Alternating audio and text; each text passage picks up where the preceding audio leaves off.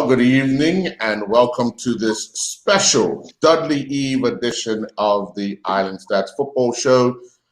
We know that the Dudley Eve final will take place tomorrow at the National Sports Center with a 2:30 kickoff. The match will feature the Dandytown Hornets and the Devonshire Cougars. Joining me tonight with our usual co-hosts, Maceo Dill and Garrett Punchy Dill, as well as Lionel Furbitt, a former player of the Dandytown Hornets, and Jamal Salam, a former player of the Devonshire Cougars. We are still awaiting Anthony Mendes as well. These two teams played in a Dudley final during the 2013-2014 season. The match ended 2-2, but Dandytown would win 5-4 on kicks from the penalty mark. Dandytown has won this tournament 7 times, with Devonshire Cougars winning 2 times. Let's first just start off with Lionel and Jamal, because you guys haven't played in a final of this nature. Lionel, do you remember your times playing with Dandytown and in finals? Yes, actually one of the better finals or semi-final games was actually against Cougars. It was a replay. It was for the FA, and we played them twice. It was 2 thrillers. And I remember the referee was Stuart Crocker, and he said, this right here is the final. But it was the semi-final. It was a 2-0 and a 3-0. And I remember Hayes scored a hat trick. Hayes Wolf and David Loyal, a.k.a. White Chocolate, scored a thunderbolt to equalize. That's one of the most exciting games I've ever played in. There's 2 games of the replays. Phenomenal, both of them, at the National Stadium. I see Jamal smiling because I think he remembers that vividly as well. Yeah, I remember that game very clear. Actually, we was up for a long time in that game. And I still blame myself because I got a little cramp in my calves. Andrew said, hey, you think you could continue? And I said, no, you know what? Let somebody else go on in case, I can't make that run. Rye Swan came on, and next thing you know, it was over after that. Anytime we went on triumphant. Well, I want to say good evening to Anthony Mendes. Anthony, you've played a part in some Dandytown matches as well, and you got kind of a big stake in tomorrow's match if your son starts. Yeah, I've been around probably longer than everybody in there. I see my colleague Lionel there, but another Dandytown product. But yeah, it's good to see Dandytown continuing the tradition, still grooming good young players. My son's one of them. He's doing good. Not just him. It's a lot of young players that have come through that program, going back years and years and years. It never stops producing good talent. We got talent, not just in Bermuda, all over the world. Naki Wells, we had Kano. So I think Dandytown, for a little small club, Bakaton area, produced a lot of good players, and I'm glad that the tradition is continuing. Yeah. So that's good signals. Maceo's itching to ask a few questions. But first, Maceo, what are you looking forward to in tomorrow's match? And I do want to say, to not leave them out, we did try to have the coaches for the Charles Marshall under-17 final join us, PHC and the Warwick Archers, but unfortunately, both teams are training tonight, so the coaches couldn't join us, but we will be joined later on by the president of the Bermuda Football Association, Mr. Mark Weir. But Maceo, what are you looking forward to for that 2:30 kickoff tomorrow? Well, I'm a bit excited about the game for footballing reasons. I mean, of course, my history, the rivalry that I've had with Dandytown and Cougars being city teams, but both of these teams at this moment are playing the beautiful game. I've been impressed with Dandytown's ability to play through the lines, to have the younger players handle the ball, and how they dissect and open up teams. So it's been a pleasure to watch a Dandytown, and the same could be said for Cougars. Under the coaching of Mark Mills and Vance Braun, Cougars is putting the ball on the ground. They're looking to play. They have the young Wally's son, Jamal's nephew, Nazar, sitting in the midfield, controlling the tempo of the game. they're able to find passes forward. So I think, for footballing reasons, this is going to be a really exciting matchup right now for footballing reasons. And they're going to have the National Stadium to play on to showcase football. So for me, it's the two appropriate teams in this final at this moment. Yeah. Punchy, what kind of piques your interest for this particular final tomorrow? Well, okay. Hey, Lionel, how you doing? And Porky and Jamal, how you doing? It's good to see you guys. Can you hear me? Yeah, they can hear you. Okay. Yes. First of all, I kind of repeat what Maceo says. First of all, I've been really impressed with, first of all, Dennytown, the youthful program. Dennytown always remind me of like the old North Village. When I first saw the Key Wells, I was like, this guy's okay. This guy's a player, and I'm seeing quite a bit. I've really been impressed with a lot of players that I've seen with Dennytown. It's such a youthful program. But also the fact that I like Maceo said about collecting how they play, the quality that I've seen that they found. And I also see that with Cougars.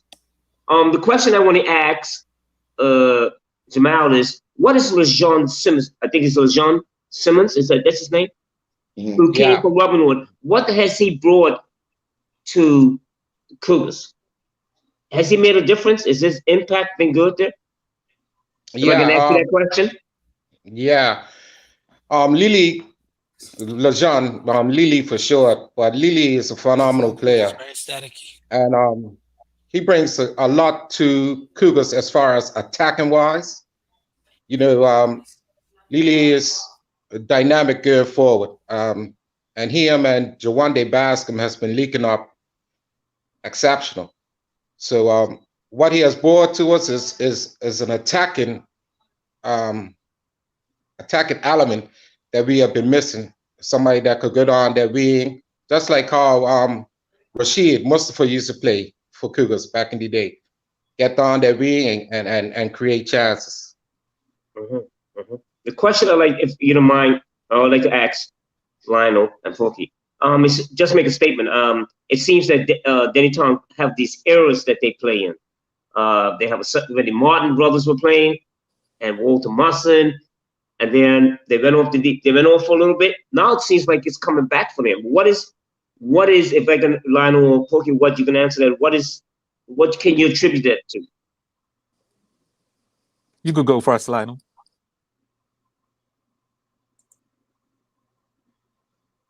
Can you hear us, Lionel? Can you hear me? You could go first, Lionel. No, Lionel. Okay, well, I'll go first. Yeah, as you mentioned, Punchy, back during those days, it was a culture, Dennytown culture. You had everyone from around the area, the Martin boys, Paul Can, Boris Asworth, they had guys like Kevin Smith. It was a culture, Dennytown culture, where everyone in that area liked to just play football. That was their way of expressing themselves. Dennytown, it's not the most limelight area, so this was a way of the guys from that area expressing themselves. And when we first came up, I'm just trying to look at the year 86, 87, or probably the 80s. The whole momentum around that area changed. The Dennytown area, a new team in the area. I mean, before you had Coach used to play down the field. All of the older people from around that area is Key West. Even my mama says I'm PHC. Even my mama, she's still for PHC. When Dennytown played PHC, she said, "Yo, but my team's gonna beat you guys." But that shifted a lot of people from around that area from PHC to Dennytown. So we had something in that area, along with the cricket team that's been around a long time. So that part, and I think it looks like the identity of Dennytown is with this team. Like I said, I saw them play this year, and the game they played against Village, that's the best I'm seeing Dennytown play for a long time. That game, I mean, it was little spurts for Village control, but the way they were moving around the ball, and as you guys said, it's going to be a good spectacle tomorrow up at National Stadium with two good footballing teams.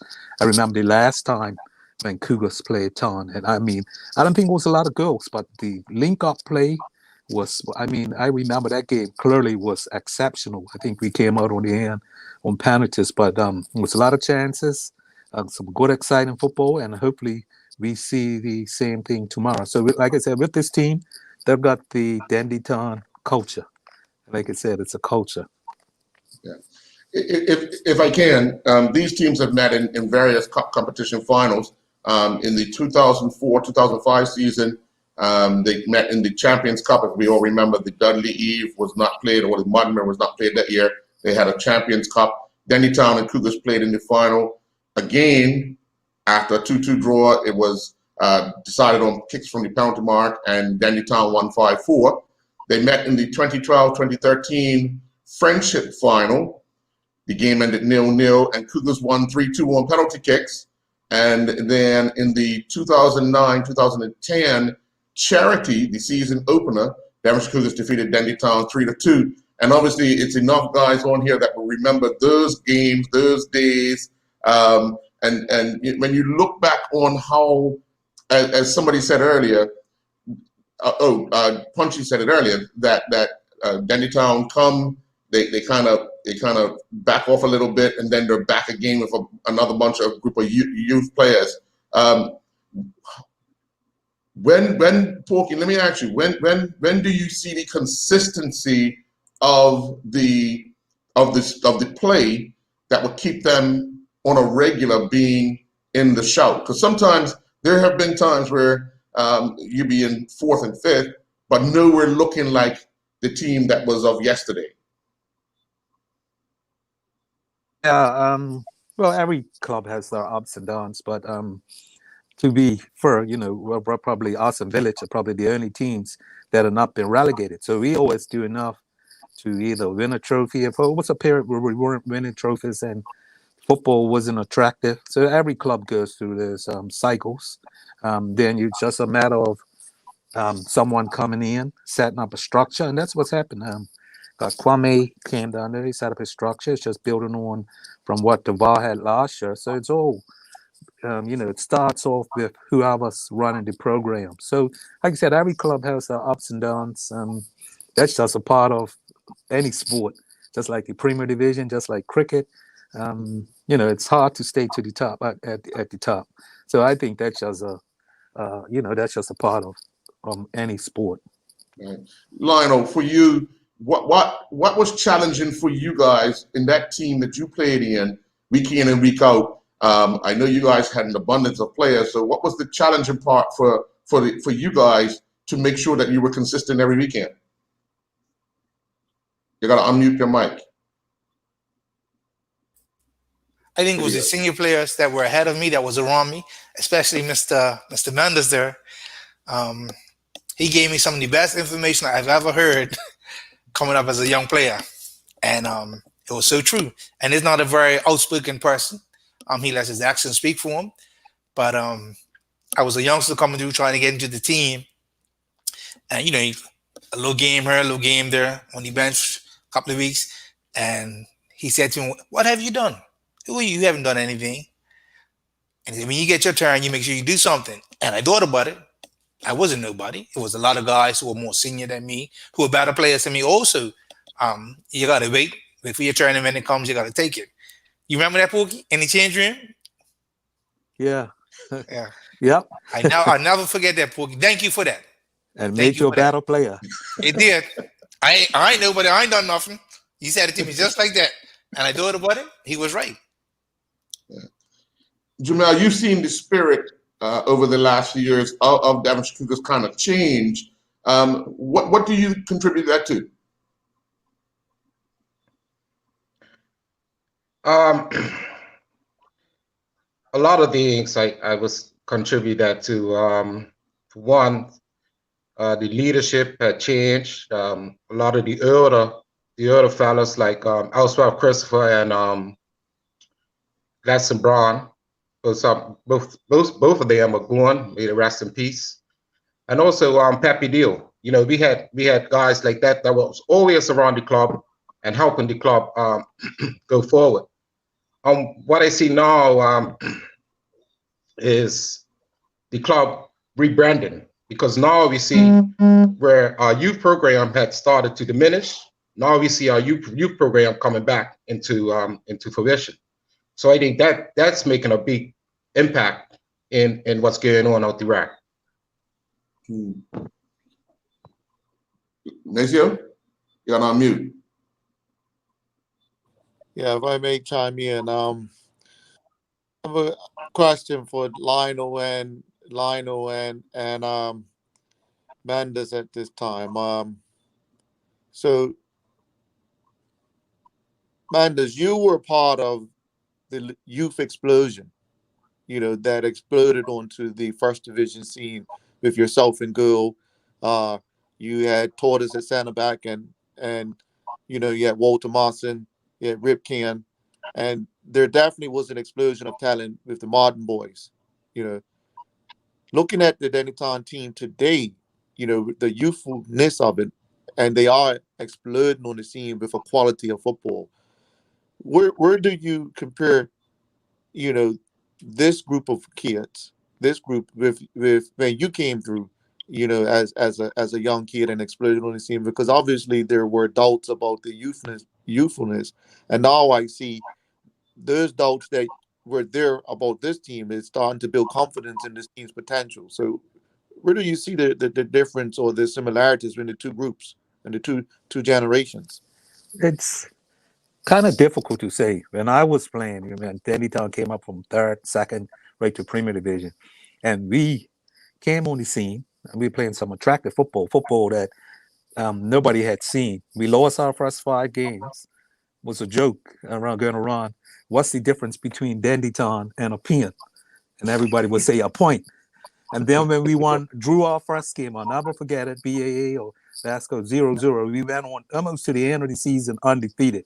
And I don't like to compare different generations, but I mean, back in those days, you had some serious players, Punchy. I mean, we were playing against George Brangman of Somerset. I mean, it was some hard football in those days. I'm not saying it's, not hard now, and I don't like to compare different generations because there's always different things. But this team, for us, we had to stick together, get that point, because we could have just broke up, everybody just ran away, but everybody still liked, playing with Dennytown, kept training. And then when we won, because we never felt like we were out of place, even though we were losing. So when we got that first point, it was just going on and on. With this team, if I'm going to be fair, the level that they're playing and the results that they're getting at the beginning of the season is probably better than what we were achieving back during when we first burst onto the scene. And that's could be, Dennytown is now forced to be reckoned. We're always had decent players, and you got some of the experienced guys that are there like BG and Sequoia that are helping out. And back during our days, we had most of the experience was in the back line with Arnold. My brother used to play, and Spike used to play, but everybody else was like really, younger. Even Arnold and Spike weren't that old. So this team, I think that they seem pretty mature. I mean, I've seen the worst game they say it was our PHC. You saw that game, they see. But other than that, they've been pretty consistent, and you would expect young players to have a little drop here and there, but long as they could get back up to a certain level, and which this team is doing. I said I've been impressed with how they've been playing, and it seems like it's a good team spirit, which is important. I mean, you would always have good players, but if you don't have a good team spirit, you ain't going nowhere. So I'm not going to say I give them the edge, but I'm saying I see some good signals, good signs with this team maturing, and I hope that they progress. It will be nice. They win a trophy tomorrow, but that's going to be a hard game. So that's where it is there. Yeah. Let me ask this question to the three of you. Does the coaching at the times when you guys are playing, did that make a difference in helping to rally the players as well? Anyone? In my opinion, yes. I mean, we had some good coaches down at Dennytown. You always had Roger, Lavrock, Carly Joe, but Danny Seymour, we had Danny Seymour when we first came up. And I'd say he's probably the reason why we haven't been done. If things would have went wrong in that first season, we might have still been wandering around in the second division. So you had Gary Dowell around there. So we never had problems attracting good coaching along with the local coaches too. Roger Lavrock, who won the first league title, first trophy Danny Tom won, I believe that was under Gary, FA Cup final. So coaching and the structure makes a difference. What's your thoughts, Lionel? Gotta unmute. I'd have to agree with Mr. Mandels on that. I think we definitely have some really good coaches. I think I've played under some good coaches that made me a much better player with the instruction that they've given me and just guidance, and especially some of them were really good players. Also, Boyles now, our president at the club, we're close in age, but there's always been somebody that I've looked up to. And he tells me, stop it, that part. He's somebody who I always looked up to as a young player and admired and tried to, be like somewhat on the field. And Andrew Bascom was out there for a little while. Brilliant football mind. The stalwarts, Mr. Lavrock. I never played under Mr. Seymour and Mr. Darrell. I played a little bit on the Leroy Wilson Curley. But but I had some good coaches out there. Yeah, and it's made a difference in my game. Just to add one thing, even though you had the coaches, there's been one person that's been around there a long time who's probably guided a lot of guys from Dennytown, and that's Mr. Jim Baxter. I mean, when we guys were minors and bantams, he was the only one down there coaching us. So Jim seen a lot of players progress through Dennytown. He probably don't get the recognition that he deserves, but he's been around a long time. That's true. Making sure that players come through. I'm gonna get him on the show shortly. Good luck with that one. The Dennytown coaching. The Devonshire Cougars coaching. Well, the Devonshire Cougars coaching has always been a sort of a up and down type of situation from the time when I was playing. I can remember coming in at first, being under Wilson Coach Trott, and then my uncle, Randy Benjamin, also played a part. And then we went through a whole lot of different coaches. Mal Bean even coached at one point, Terry Bean. But we only started to get the real success when we started to get a good personnel around us, good players. I'm not saying back in the day we didn't have good players, because we did, but in my time is when Albert Smith from Boulevard, when he first came over, that's when we won our first trophy under him. And then after that, we just had good coaches. We had Andrew Bascom that came after that, and then even DeVar Boyles for a little stint. So yes, I think the coaching does make a difference, but also you need the players and the personnel to assist the coaches. Yeah. Before we guys ask our next question, we have a question from overseas. Will tomorrow be a battle of the defenses, a battle of the midfield, or a battle of the attack, or even a battle of the coaches, especially considering this is Town's coach first year and Town missing their, star midfielder? Anyone? Yeah. For me, it's all of the above, right? It's all of the above. There's some interesting dynamics because Kwame is the first cousin of Mark. So it's a family battle that's going to be going on. Breaking rights are going to be good on there. It's a battle of the clubs from the inner city. That's going to be a battle. That's definitely going to be a battle. It's a battle that's going to take place from the footballing clubs. And right now, Devonshire Cougars and Dennytown are the best footballing playing teams in the country. So both of them's going to want to enforce their game style on each other. So there are great dynamics and battles going on. And from the attacking part of it, Dennytown has got the most lethal attack at the moment. They've got the most lethal attack at the moment, and the goals that they have scored is proof of that. So Cougars' ability to manage that game. So they've got your nephew. Jamal, just tell me your nephew's correct name. Zari Simmons. Sorry, Simmons. He's actually very, very clever in managing the game and the tempo of the game and recognizing where the game is. So his role tomorrow is going to be very, very important in notifying Danny Tan's ability to attack and open you up. Him choosing the right passes and the right time and controlling the tempo of the game is going to be important. So it's really intriguing dynamics developing within this game. And then, you got the street player. Both of them, football comes from the street. And this is going to be a battle. And if Danny Tan can manage Cougars' momentum, when Cougars gets momentum, and I'm heard to bringing the drums up there tomorrow, silence the bow. They want to silence the bow. So there's a lot of dynamics going on tomorrow. I want to ask, if I may, Jamal. Last Sunday, I saw the second half against PHC. I thought PHC were really, for 25 minutes, they were really in control of that game. For such a youthful team, I was impressed. But I was also impressed with the Cougars being able to manage the game well defensively. They did pretty good. My concern, Jamal, would be tomorrow. If you got Angelo Simmons with such the way that PHC played, and at times I had counted passes that PHC were like, sometimes when they halfway line getting 8 passes, and would be able to open you up last Sunday in the second half that I saw. What will that pose a problem for you, especially when you got Sequoia and Angelo playing at a higher role for Danny Tan?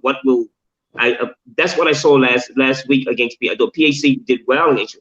But again, can you answer that question about what will your team be like against Tan's front 4 or 5? Yeah, when you talk about Sequoia and Angelo, you're talking about two of the best forwards that we have in Bermuda at this time. There's always going to be a problem. We're just going to have to learn to. I didn't see the game on Sunday, so I was abroad, unfortunately, so I really can't comment on the game on Sunday. But I can say that it was a few players missing, especially one player. I think his name is Callan, who plays in our center midfield. Yeah. I think when you have the right personnel on, I think it will make a difference, enabling them to close down those guys.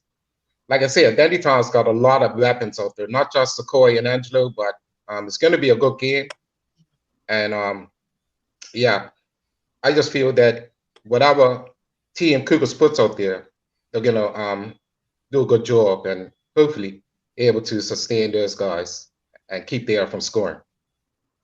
All right, we're going to take a commercial break and we'll be right back, okay?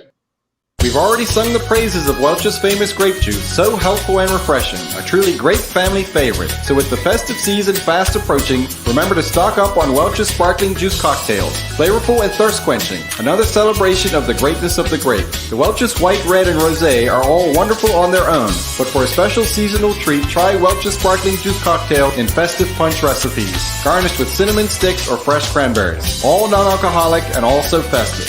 Lindo's, why go anyplace else? Welcome back to this special football show, the eve of the 2020 Dudley Eve match that will feature the Dandy Town Hornets and the Devonshire Cougars at the National Sports Center with a 2:30 kickoff. Mendes, I do want to get back to something you were talking about earlier, and the fact that you guys came from the 3rd division.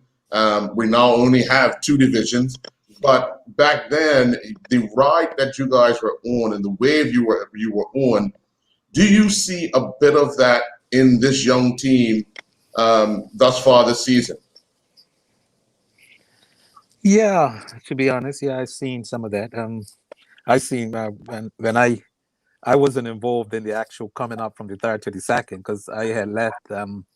We were in the 2nd division. We could have been promoted that year, but it was an issue with one of the players we had that wasn't registered. We lost points and never recovered from that. So I went on to Coates and PHC for 2-3 years, 2 years with Coates, 1 with PHC. But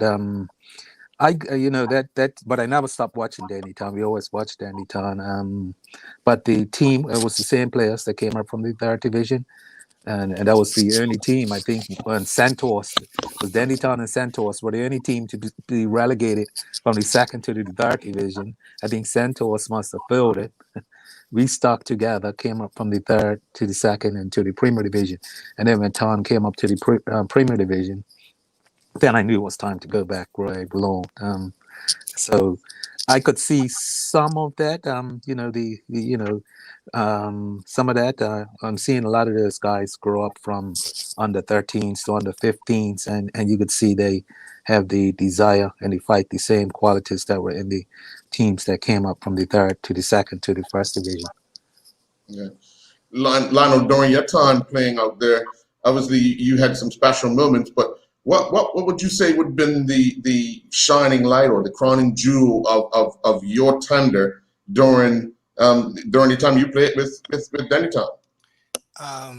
Probably my debut was that was a big thing for me. It was up in Somerset. I can still remember it. It was just before Carl Lightbourne left the island to go play for, I think it was Watford, his first, not Watford, Walsall, W. And Rock was the coach. You know, we had quite a few people at the game. It was a night game against PHC. It was a Mortimer Cup game, actually. And we won 4-0. And I remember being on the bench and Rock said, "Warm up, Lionel." Got out, warmed up and all that, and was able to get an assist for the fourth goal. And then winning the FA Cup was a big one for me because we had been in a lot of FA Cup finals, and I had never won one. And I was getting older now. So, I was chasing that. I wanted to say that, I won all the trophies. But that one just kept eluding me. And then finally, we was able to lift it. And that was a really nice feeling. Mm. What about you, Jamal? You got to have a special moment, special time whilst you were playing. Yeah, definitely. Like I was telling Lionel earlier, one of the best moments for me playing was when I was able to play alongside my brother Wally and my brother Liquid in the midfield with Dale Russell. And we played Dandytown, like I said, down Wellington Oval. And we beat them 1-0 with Liquid scoring the only goal of the game. So yes, that was one of my most memorable games. But like Lionel said in the later parts, when we won the league and we also won the Mortimer for Cougars, was definitely one of the most special times of my playing career. Yeah. We have another question. The question is Angelo is not 100%.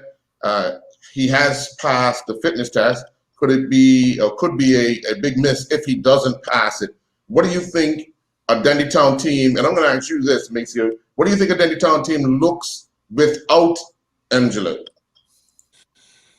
Well, they played without Angelo against Crossroads, and they got out of that game 1-0. They managed Crossroads' physical attack, physical strength over them, and they was able to really play football. The challenge Dandytown is going to have is also if Angelo not being fit, if Aniko Lowe and Katina Richardson not being fit, so they are definitely not available for the game. Aniko Lowe and Tina Richardson are not available. If Tina Richardson's prepared to run forward out of midfield to create spaces, he opens up spaces for everybody, and he seems to have eyes in the back of his head. He can find passes. And Bob, which they call Lowe, once he gets the ball onto his feet, he can dribble through anything, and once you're able to dribble across, then you unsaddle people. So those are big misses, as well as Angela's experience and know-how to win will be a big miss. Will definitely be a big miss. So what we also have to recognize is that Cougars, they bullied the last time they played Dandytown, they actually bullied them. They bullied Dandytown. Physically, they bullied them, and Cougars has been the only team that I've seen actually outplay Dandytown. Mind you, they lost the game, albeit at night, but they actually outplayed Dandytown, and they was unfortunate to not come away with the victory. So definitely, if Angela is not 100%, along with the other two youthful players. But with that said, in comes Anajay Swan. that also can open up. He showed a piece on Sunday what he's capable of, and is happy to see him on the field. And then you got Way Up. You got Way Up that's starting to reach peak fitness, and I know he's chomping at the bit. I'm sorry, I'm calling him Way Up, but it's Chapman. Is Chapman that Nina's son. Got it. Yeah. I just think of Nathan in my head, right? But is actually Judah. You got Judah Chapman that's reaching peak fitness. He wants a piece of this, so he wants a piece to stamp his authority on this game, and you see him slowly getting to peak fitness. So as in before in Dandytown, having this youth explosion is happening. Like when I look at the youth explosion, it's actually happening, and they're full of confidence. From where they come from, they're full of confidence. They got the arrogance that I like in footballers, and Kwame's got that too. So Kwame's got that from a coaching standpoint, he's got the ability to pull certain strings to impact matches. So I don't think if they lost Angelo is gonna just inspire another youngster that wants to perform. They're not gonna be intimidated. Right. Punch, I want to ask you this question. As a person that's played in several finals, regardless of whether it was Dudley, Friendship, FA, preparedness, how did you and your teammates back in those days prepare for a final?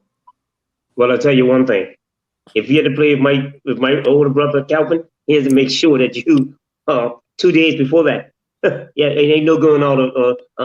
The other thing is just being calm. I know it's a final. People want to come to see quality, which I'm sure they will see tomorrow. But preparing, this is always a little, jingle in your stomach. You feel a little bit like nervous. But if the coaches can kind of calm the players down, keep them organized, keep them mentally prepared, I think that's really what happens. That's what happened with me. My brothers and all the, who I was playing around, who I came up through, Cal, with Merv Bean, with Joe Trott, with Sam also in the back, but you just always just stay calm, stick to the game plan, right? Concentrate, be focused. That was most important for us when we played in finals. But adding to what Mason, going back to, as I've been seeing Dandytown's team, mentioning Judah Chapman, coming of age. You can see he's been playing somewhere else, because he's been overseas for a while. Mm-hmm. You're starting to see some quality, more and more quality as his fitness grows. Because what happened in the first game when they beat Norfolk, he was like just running the game. Kenny's smartness nullified that. They pushed him higher. They pushed Bryars up on him. So he kind of nullified him. But you can still see that personality. So along with his cousin, his cousin plays behind him. So I am impressed with Judah does have a very impact on the way that team plays. And Mr. Angelo will be a minus one. We'll probably hurt him a bit. But again, I still convinced that if Cougars can stay calm, deal with the pressure, early pressure, we're gonna see a real good game. And I don't want to call this one really. I'm not gonna call it. Oh, we're gonna be asked to call it for sure. No, we won't be asked to call it. Nonetheless, with such a young team that Dandytown have, if they go down early, and I can't recall if they have gone down early this season, but do you think on the field they can kind of sort it out and try to keep themselves in it, or would they need some injection from the coach, or what if they went down early? What do you think the chances are? I don't think it would impact them much. I mean, they went down late in the second half of Rangers, and I'm seeing a lot of Dandytown. Usually, you see guys complaining, "It's gone. It was a fluke goal." They just picked the ball up and went back and started going on with the game. I think these young guys are fearless. I'm sure they're going to be nervous. Like I know Jaden will probably be nervous because the last final he played in was when they got hammered 5-2 up against PHC, but he's played enough football to know, but that plays in the mind. So it's a good start would help, but I don't think it's going to be the end of the world if Cougars scored an early goal. I think they would have more time to refocus and get the goal back. From the bit that I'm seeing, I couldn't see them putting down their heads down and giving up. Yeah, Jamel, in the past, that's been a problem for Devonshire Cougars. When they go down a goal, you'll see heads drop, and no matter what time it is, it could be the first 5 minutes, and it's like the next 45, the next 85 minutes, they're struggling to get themselves together. But do you see that change this year? And if they were to go down a goal, they can do enough to manage themselves to get back? Yeah, they got the personnel to do that. They just need encouragement, and guys in their ears telling them, look, it's not over, still got a certain amount of minutes left to play. So I think that would be the big factor. Plus, they got a lot of senior players in this team. So with them going down, I'm sure that wouldn't affect them that much. I'm sure they will know that they have to pick up the feet, pick up the socks, and let's get going and get on with the game. So I don't think Lionel, as a defender, going down to an early game, does it actually put a little more pressure on the defense to try not to let another goal be given up to ensure that your team still stands a chance of getting back into the match? I think it matters how the goal was scored. Like, if it was a fluke goal, or was it something that they're just building up and building on, then it was coming where they're opening you up. So I think if something like that happens, then, okay, it's a cause for concern. How do we stop that? But if it's just a fluke goal, okay, guys, it's a goal. Let's go. Let's get it on. It's just a fluke. And it happens. Like Sunday's game, I was at the game up at Rangers, and I swear to God, I was crossing the ball way out from the touchline, and it just floated in somehow.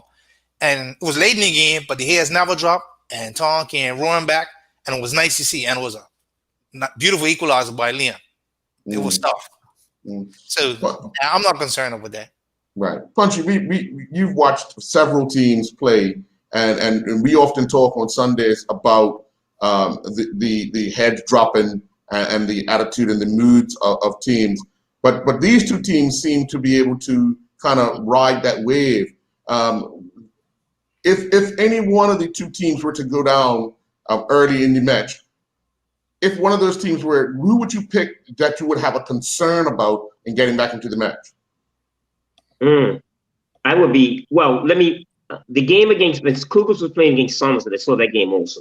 Mm-hmm. They were 2-1 down, and I think it was like the last corner of the game. I was to that game, and I was impressed. Like, they were 2-1 down. Somerset was still should have been up 3 or 4-1, but they defended well. But you never saw the heads drop. And I'm saying the Cougars in the last couple of years, you've seen the squabbling good on the field.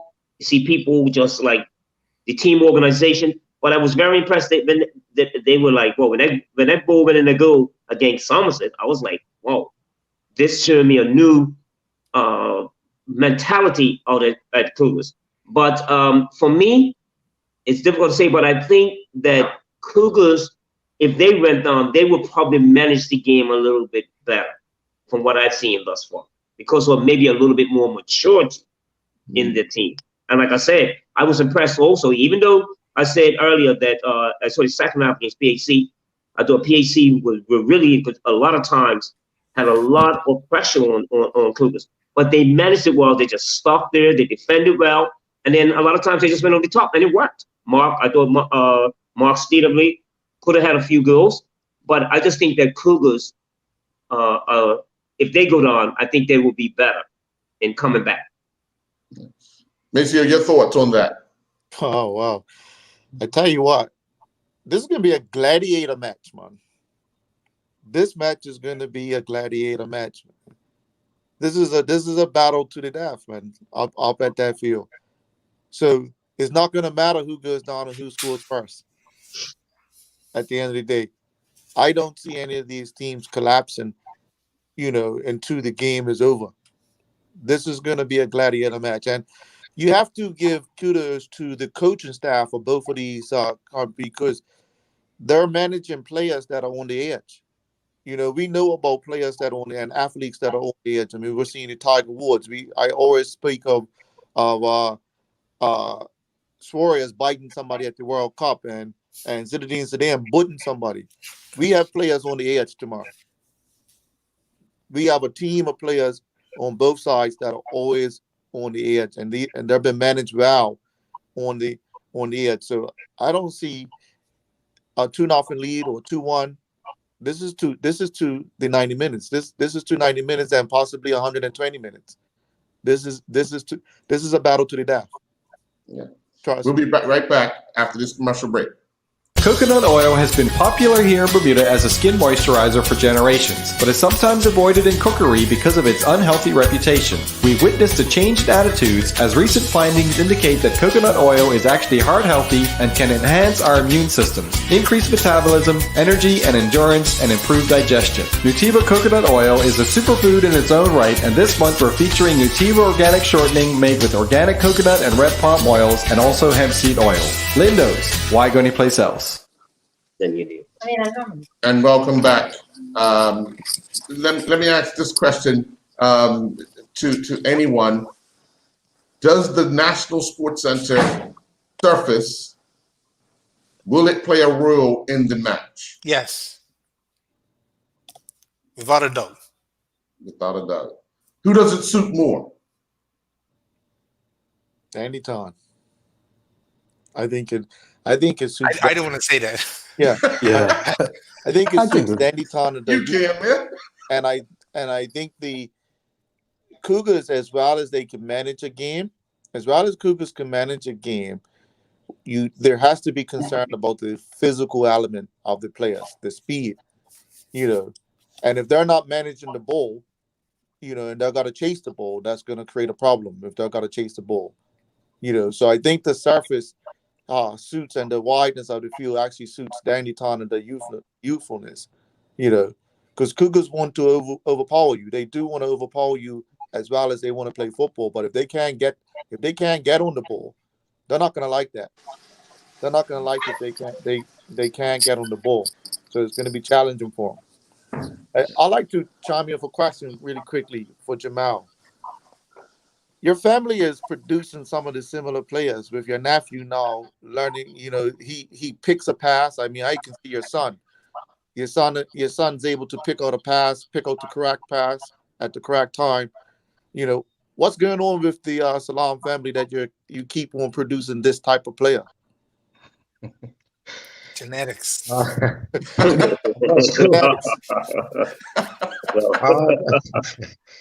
I'm trying to think of, beyond my brothers and all of us, but I can't. So maybe it's right there. I don't know, Mace. I don't know. If I could say something, if I could make I'm gonna say something. What I've been most impressed about also, I've noticed that a lot of more crowds, more people are coming out to these games, and I have to give kudos to the coaches that there's been quite a bit of quality. Like last Sunday, Cougars and PHC, I thought there's quality. I want to add that also helps. The game against Danny Ton and North Village, the 2-2. You saw quality. You also saw some decisions on Norfolk's coach made. Anyway, but the point that I'm making is that what's drawn. I look around. I'm like, whoa, these crowds are coming back out. So they're not coming back out just because to say, because of the COVID. I think what they're coming out to see is that they're seeing quality, and I think both teams have displayed that, and a lot of teams are displaying that organization and qualities, especially Danny Ton, Cougars. You've seen it at North Village. You've definitely seen it at Robin Hood. So I got to give applause to the coaching staff. And as we're getting smarter, we travel more. We're seeing more, people are starting the game much better. Not just us. A lot of people are traveling more. So they do understand it. That's why even younger people, I just watch the crowds and they are applauding good football, good organized football. So again, hands up to both teams. I wish you all well. I wish you all the best on tomorrow. And as Mason said, I'm sure we're going to see a very good, highly quality game, which most people are expecting. I think everybody here has actually played at the National Sports Center. does the layout of the sports center with the crowd being so far away from the field, does that kind of mess with the tempo a little bit with how things materialize? As we play on our regular fields, everybody's right on top of us, but then at the National Sports Center, you're so far dressed back. Does that play a role at any point in a game that you guys have seen?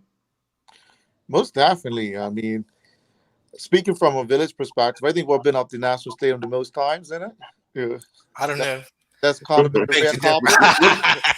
Continue. That's kind of been the red carpet for a long time. But yeah, I mean, it's twofold, right? Because the players get up because it's a final and it's the National Stadium, so psychologically they get up, right?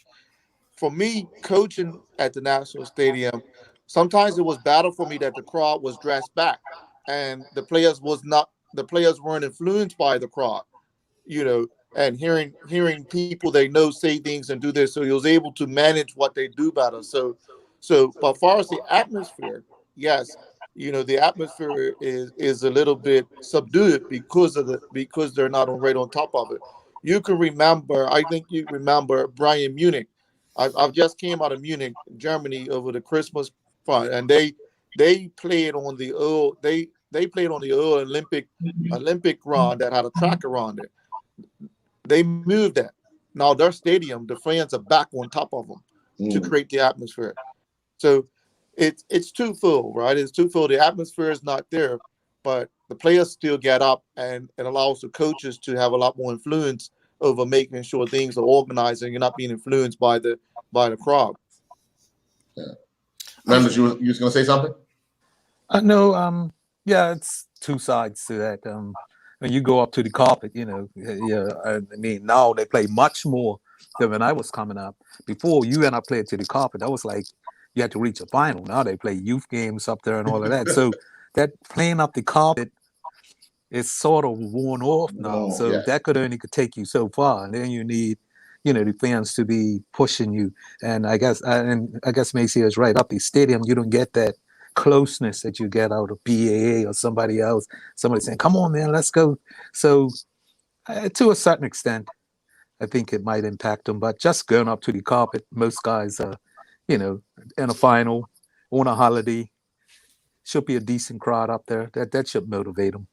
Yeah, Jamal. Obviously, when you guys were playing and looking to get into finals, playing at the carpet was I guess, as Manda said, one of the biggest things out there.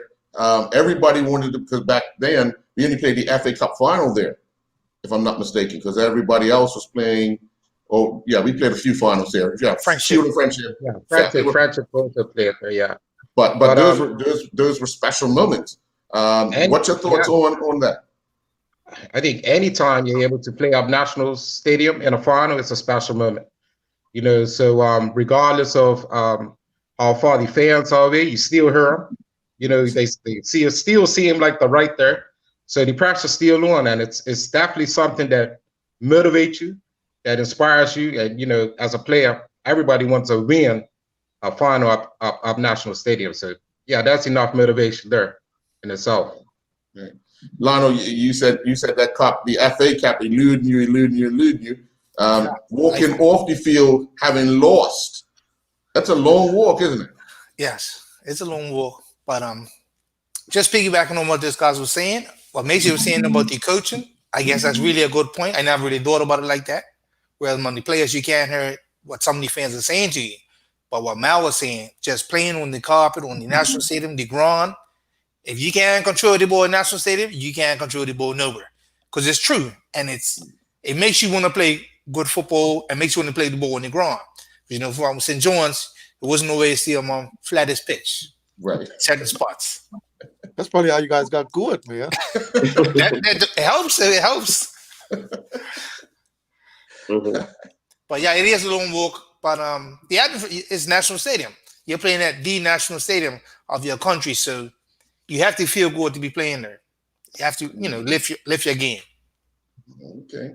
All right. We were waiting on the president of the Bermuda Football Association. He is yet to join us. Got about 5 more minutes, but I want to end with giving everybody an opportunity to kind of reflect on what they're hoping will be a result tomorrow. Putting you on the spot, Punchy. It will be a result tomorrow. But I'll start with you, Lionel. What are you hoping the end result will be? Hey, Lionel, think with your head, not your heart. As you can tell, it's got on his dandy card. Yeah. I'm hoping for a Tom victory, I'm hoping for a victory. And a good game. I want them to be a good game for the crowd. Like Mr. D was saying about the crowds coming out to watch football. So I want it to be a good game, but I'm hoping that my team, is on the winning side. Yes. All right. Mendes? I just want to see a good game of football, and be nice if the youngsters from Dendytown could bring a trophy back to St. John's Road to get back the memories of the old days when it used to be big parties out there from us winning trophies. So hopefully it's a good game for the fans, and hopefully Dendytown will come out on top. I already know what Jamal's going to say because they can march from the stadium down. Yep, that's the tradition.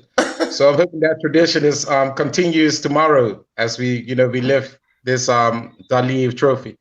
And one thing I want to say about the Dudley Eve Trophy, as it's very close to me with Dudley Eve being my wife's grandfather. So yes, it's definitely a special moment, and I hope that Cougars are victorious. You think you deserve it? You think you deserve your trophy because it's in your family? Yes, yes. Hey, but his family split too. His family. He's got some fun in the family now too. See, don't divide that host under. You're trying to pull rank. That's true, Lionel. That is so true. Yeah. Well, we know somebody's going to sleep outside tomorrow night. Yeah, but it's all good. For me, is what you got: resilience against youthfulness. I would think I'm going on the side of the youthfulness tomorrow with that exuberance. I'm gonna go with Dendytown tomorrow. Yes, Punchy, a wise man. Yeah, but this is one of the most difficult ones that I need to call. We haven't had the conversation about the D'Amico Coddington factor and able to contain the likes of a D'Amico Coddington. We know that Deronde Bascom's not going to be available for tomorrow's game, and D'Amico Coddington's coming off a quarantine. Potentially, they're keeping that hush if he's capable of playing tomorrow. But this is so difficult for me to call, and it's so exciting with it. But I think as you're seeing, Kwame, he's got the key to the rack. He's always had it. And he's going to know how to open up the doors of the rack, And Mark Steed, his younger brother, he can bully him all day. So it's so many dynamics happening in this game. But I think that youthfulness of Dendytown, they're ready to explode, man. They're ready to explode, man. And they're gonna explode tomorrow. I actually see a potentially high scoring match tomorrow. Okay. Well, my hope and wish is that football wins tomorrow. Football should always win, regardless of what the result is, but football should always win. And hopefully both teams display their talent, their ability in front of a large crowd that is appreciative of what they're able to do. And regardless of which team wins, the other team has to show humanity in congratulating their opponents and understanding that today wasn't their day. Tomorrow could be their day. So I wanna just wish both teams all the best. All the best to you guys down the bottom there. I know you'll be all out smiling and cheering your teams on. But one way or the other, there will be a winner at the National Sports Center tomorrow. And for tomorrow, may the best team win and may football win. All right? All right. Yes. Take it easy, guys. Do you have a prediction, Mr. Biz? Mr. Biz, you have to get your prediction. I said football. Go football. Hey, your boy sat on the fence. All right. Take it easy, guys. Now, hey, all right. I'm the host. I'm the host. You know that. All right, you guys. Punchy. Night. Night.